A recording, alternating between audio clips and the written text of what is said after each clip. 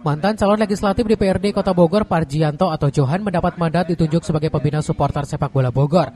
Dengan penunjukan ini disambut antusias oleh para relawan Sahajo yang akan membesarkan kembali klub sepak bola di Kota Hujan. Sejumlah koordinator supporter PSB Bogor Minggu pagi melakukan dialog interaktif dengan para pengurus supporter yang baru dibentuk di area Taman Helang, Kelurahan Tanah Sareal, Kecamatan Tanah Sareal, Kota Bogor. Pembina supporter PSB Kota Bogor, Parjianto, mengatakan setelah ditunjuknya menjadi pengurus di klub PSB, dirinya langsung bergerak mengumpulkan massa dengan membentuk koordinator supporter untuk di masing-masing wilayah.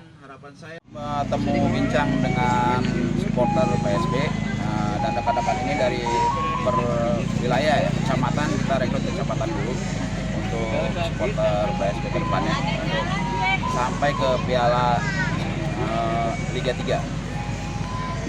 Kita sudah 5 fans club dari 6 kecamatan Kota Bogor. Turnamen sepak bola Piala Suratin U17 yang sedang berlangsung ini, pengurus PSB siap menerjunkan ribuan supporter untuk membangkitkan semangat para pemain sepak bola PSB Bogor bisa meraih juara di Liga Piala Suratin. Dari Kota Bogor, Suhanda Abriji melaporkan.